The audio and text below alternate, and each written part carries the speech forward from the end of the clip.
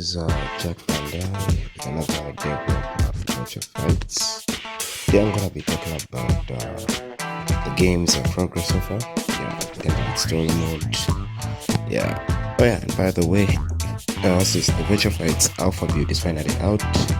Link is in the description. You can check it out down below. Available on itch.io and will be available on Patreon on the 25th, which is actually after tomorrow. So let's get into this demo. So far with the story mode, it's coming along well. I've done about 9 out of 12 character stories. These are just the side arcs. The main story is still in development, but will be done soon as well. And so far with the story mode, I decided to take a visual novel perspective type of story. Visual novel types. I don't know how I can explain it further. But yeah, visual novel approach seems more straightforward and easy to understand. But not just plain old visual novels like games of just some pics and then words and dialogues down below. No, ours is with the characters, there's a bit of animations playing here and there to emphasize the action. So it's more like an animated visual novel. As for the story, well, I'll just give you a brief, summary of the whole story. Yeah, so the story simply revolves around the character Captain Jim. He's basically a super soldier. This is like in the future. I wouldn't specify the timeline, but let's just say we are almost headed into the 22nd century. Yeah, so Captain Jim, who is a super soldier, basically a V-Corp. Yeah, he's a V-Corp captain, takes in one of these new recruits known as Robert, aka Renegade. Yeah, so when he takes in Renegade into the V-Corps, he basically is under Captain Jim's supervision and training. Apparently, he does not discover that Renegade, also known as Rob, is actually a spy working for the enemy, who is the Night Dragons, the villains. Yeah, so under the orders of the Night Dragons leader Master Code, he's sent into the V-Corps HQ to infiltrate it and take possession of a special type of element. This element isn't really existent in the actual real life periodic table, but it's kind of something that I just came up with. Yeah, so what is energy? Well, I'll just explain in the simplest form. Energy is kind of like what it is, a form of energy. Yeah, it's been used in this world, Vecho Fights. It's used for different stuff, like how basically, it's used for lighting up certain equipment, like as electricity, that's the blue energy. Red energy is used as heat, so it's basically used in terms of mining and such. Now there's this type of new energy that came about, which was the green energy. Yeah, green energy crystal. It was actually recently found on the it was actually found in space by some of the astronauts who are traveling. So now it's brought back on Earth for testing in the V-Corps. It's kind of like a top secret thing. It's not really out there in the public, but they came to discover it has some sort of healing properties. It can reproduce molecules in terms of living organisms.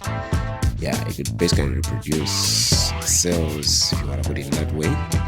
But it also had some side effects, like in terms of using the same green energy, it would cause mutations and such. Yeah, basically it would mess you up, some sort of cancer that would come out.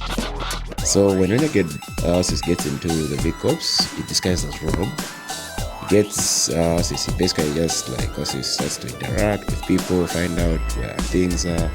This happens over a period of months, but with time he learns everything about the V-Corps HQ.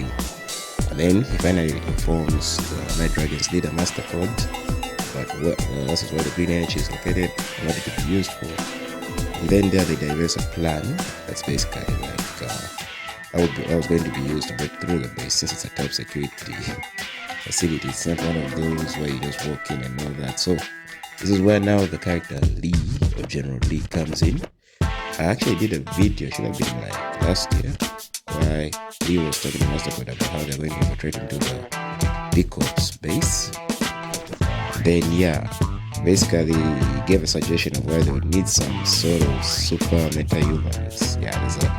This one will be explained further in the major update. I wasn't actually supposed to say that, but yeah, there's a certain continent. It's kind of a fictional continent. I call it Azteca. It's more like a backwards continent, but with some magic out of this world, like some sort of supernatural stuff there. So Lee is sent by Mastercode to go make a deal with the leader of that continent, which he actually agrees since the continent has been having issues with the big pops. So he's been trying to get rid of them, but it's like I don't see stuff coming through. They're trying to make a treaty and get this leader of Azteca to join the World Nations League, basically the United Nations in that universe of Vecho Fights. So after the agreement is met, he's given a part of the army of the leader of Azteca. From there on, this is a plan that would actually work out into breaking into the vehicle, which he successfully does break into it, killing almost every person who was actually there. Even the Tough Sword is going under these supernatural beings. As for the Night Dragons, all they had to do was retrieve the energy and get out of there. So yeah, this is actually done through where Captain Jim is called on a certain mission to go stop the Night Dragons operation somewhere in Moses at the docks. Actually, you're gonna see it in his VR. Yeah. Comes across Avon, who basically is just a distraction. Lee and the others head to the base without Captain Jim being there yet, so it would be easier to assist to break through. As for the other captains, due to Renegade being the spy, they did not actually, like us expect, they did not expect the ambush. Yeah, plus Renegade kind of cut off all communications, leading the base to basically be vulnerable to attacks. Yeah. And after that, Captain Jim does return, but by that time when he comes back, he finds almost everyone in the V-Corps dead, minus Rob, who he still thinks is with them. So as they go through, Rob informs him that the villains headed to the secret room where they're keeping the green energy crystal. Yeah, Captain Jim makes his way there and confronts Lee. They have a fight, which he actually dominates. But in the last minute before he could actually defeat Lee, Rob reveals himself as the Ghost Big Group and electrocutes him with some blue energy. Yeah, Captain Jim is kind of left paralyzed, and he's there just on the floor where he goes unconscious just to watch the villains walk away with a 1-2, what seems a bit dangerous. He doesn't really know what they're planning to do with it, but it's obviously nothing too good for you. It's just basically the summary of the story. Yeah, so now basically I didn't really design each story to be just like a playthrough where you have to fight, you defeat this character, you move on to the next stage. Now it's kind of like you control how the fight goes. So there'll be certain conditions placed in front of you. You can either meet them or you can not. It's all your choice as a fighter. When you meet these certain conditions, certain events will play out in the game, which will change the narrative of how the story goes. And if you don't meet the conditions, there's a certain narrative that will play out. It's like choosing a route. Certain actions will have maybe some repercussions for the next battle, or they can even actually twist how the match goes. So let's say, for example, if you do meet the conditions within the game, you might find maybe, let's say you have less health than the opponent, and since you met the conditions, maybe your character can gain some health, or a full meet the game, exercising things like charisma. He's getting action versus the height to fight back. Yeah, same thing can also apply with the opponent if they do certain things. And then each story has got two endings. Basically, one is the real ending, like what really happened. And the other one is basically, well, false ending, like what if this occurred type of ending. Yeah. All these are found under the side arcs. Side arcs are basically more like backgrounds to the characters, let you know what happened before the main story occurs. Because the main story is kind of like a bit ahead in time. So when you play the side arcs, you're more like playing past stories. All these stories occur before the main story. They're all in the past. Let's say maybe a year before the actual story begins. Yeah. So basically, so I decided to make the story. I decided to divide it into two side arcs to emphasize like backgrounds, in case we bring to know the character personality or who they are. While the main story now just focuses on everyone. Not everyone exactly. Some characters may not appear, but there's a situation where you could choose them. Since I like what they did in this game, Mortal Kombat 11. The story mode where you could pick between a certain character in order to take the story forward. Like in terms of when it was a Scorpion Soldier, it was his Linko Assembly stage. Before fighting, was his Cyrax or Sector. You can basically choose who you're going to use. And it's going to be Sub-Zero, Kuai Liang, or Scorpion Hanzo Slash. Which I actually like. It actually changed the narrative of the story and how everything is going. So actually, I think I'll implement something like that. I'll choose maybe between this character and that character. Same thing applies with what they did with Shang Tsung and Liu Kang in the Format 11 Aftermath, where you could pick a side.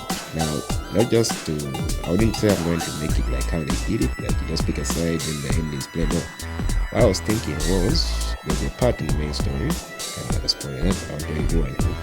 You're gonna pick between two characters. Whoever you pick is going to actually go through and fight a certain character, which will actually now determine, let's just say, between the two characters we pick, each will have 4, if not 3, depends on how much I can put in before the game needs to release.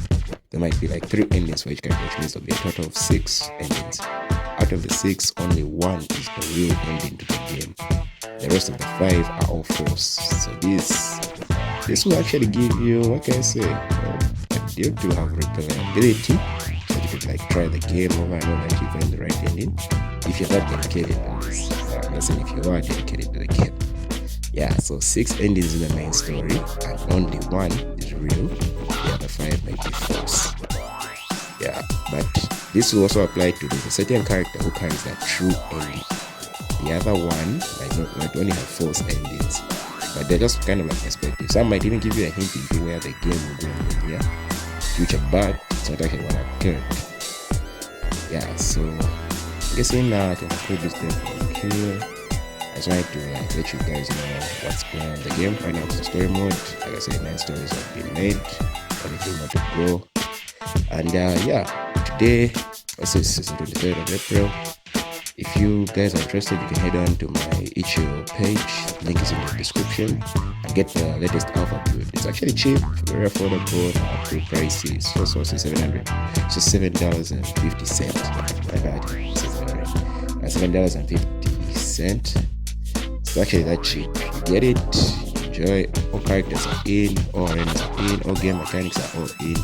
It's basically, well, you're gonna get the feel of how the full game will be once everything is unlocked. So the game mode, story mode, even the special mode that I call the streaking tournament, yeah, or endurance mode if you wanna call it that. Yeah, so thanks for listening. This was the Vecho Fights Devlog. I'll see you guys next time. Well, keep it easy.